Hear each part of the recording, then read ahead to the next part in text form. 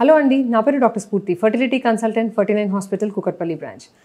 So ఈరోజు మీ అందరి ముందుకి hormonal evaluation in female infertility అనే టాపిక్ గురించి మాట్లాడతామండి. సో అంటే ఫీమేల్స్లో జనరల్గా బ్లడ్ టెస్ట్ రాస్తుంటారు, ఎస్పెషలీ హార్మోన్ టెస్ట్లు. సో అవి దాని సిగ్నిఫికెన్స్ ఏంటి, ఈచ్ హార్మోన్ మనకి ఏం చెప్తుంది అనే టాపిక్ గురించి డిస్కస్ చేద్దాం.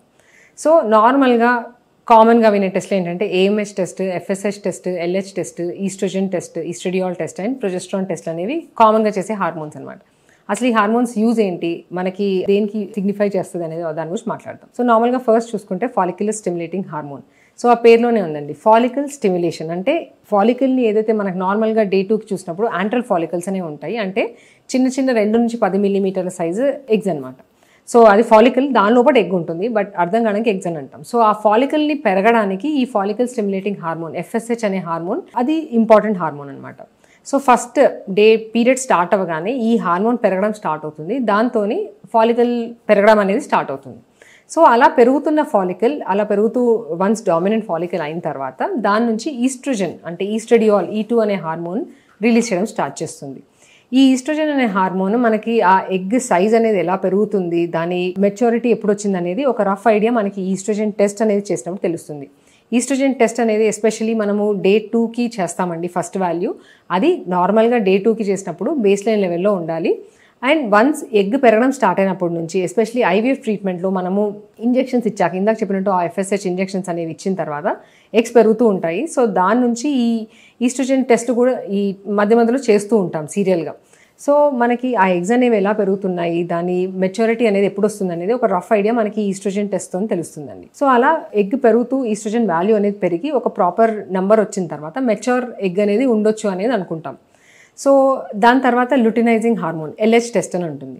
సో ఈ LH టెస్ట్ అనేది వన్స్ ఎగ్ పెరగడం అది మెచ్యూర్ అయ్యే అంటే ఎగ్ రిలీజ్ అయ్యే ఎప్పుడు అనేది చెప్పే హార్మోన్ అనమాట.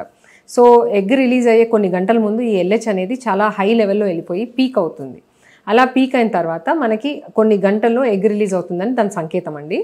సో ఇలాంటివి మనము LH టెస్ట్లు ఈవెన్ నార్మల్ ప్రెగ్నెన్సీ ప్లాన్ చేసే వాళ్ళు కూడా LH కిట్లు చేసుకుంటారు. సో LH కిట్లో మనం చేసే టెస్ట్ కూడా అదే. ఎప్పుడు ఆ వాల్యూ పాజిటివ్ అంటే ఆ 2 లైన్లు వచ్చినప్పుడు LH పీక్ అనేది వచ్చింది, దాని తర్వాత నెక్స్ట్ 1 to 2 days రిలేషన్లో ఉండమని అందుకనే చెప్తాం. సో ఈ టెస్ట్ ఏంటంటే మనకి LH పీక్ అనేది అంటే ఎగ్ అనేది ఎప్పుడు రిలీజ్ అవుతుంది అని చెప్పే టెస్ట్ అనమాట. సో ఈ హార్మోన్ దానికి చాలా ఇంపార్టెంట్.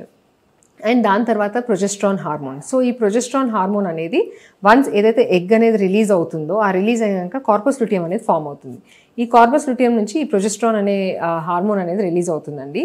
ఈ హార్మోన్ ఈ లైనింగ్ అనేది ప్రాపర్గా అంటే ప్రాపర్గా బేబీని యాక్సెప్ట్ చేయడానికి ఈ హార్మోన్ అనేది చాలా important. Especially estrogen progesterone hormones అనేవి మనం ఎంబ్రియో ట్రాన్స్ఫర్ చేసినప్పుడు కానివ్వండి, లేదంటే ప్రెగ్నెన్సీ న్యాచురల్గా రావడానికైనా కూడా ఈ 2 హార్మోన్స్ అనేవి కరెక్ట్గా పెరిగినప్పుడే బేబీని యాక్సెప్ట్ చేసే కెపాసిటీ అనేది ఎండోమెట్రియంకి బాగుంటుంది.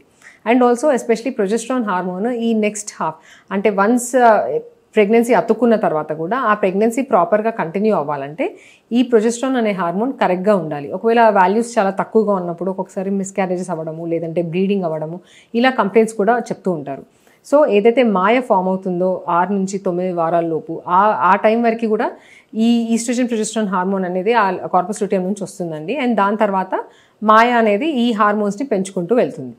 సో ఈ 4 హార్మోన్స్ కాకుండా కొన్ని వేరే హార్మోన్స్ కూడా ఎగ్ పెరుగుదలకి చాలా ఇంపార్టెంట్ అండి. అదేంటంటే thyroid and prolactin hormone. So నార్మల్గా ఈ 2 హార్మోన్స్ కూడా కరెక్ట్ లెవెల్లో ఉన్నాయా లేవా అని చూసుకోవడం కూడా చాలా ఇంపార్టెంట్. ఎస్పెషలీ మనం ఒక IVFకి వెళ్తున్నప్పుడు ఈ బేసిక్ ఏదైతే ఈస్ట్రోజన్, ప్రొజెస్ట్రాన్ ఆర్ FSH, LHతో పాటు ఈ TSH అండ్ ప్రొలాక్టిన్ హార్మోన్స్ కూడా టెస్ట్ చేస్తూ ఉంటాం. బికాస్ ఒకవేళ ఇవి చాలా ఎక్కువగా ఉన్నప్పుడు ఆ ఎగ్ పెరగడంలో కూడా ఇబ్బంది ఉంటుంది. అండ్ ఆల్సో మనకి క్వాలిటీ అంటే ఓవ్యులేషన్ ఇది కూడా సరిగ్గా ఉండదు, అండ్ క్వాలిటీలో కూడా ఇష్యూస్ కనిపిస్తూ ఉంటాయి.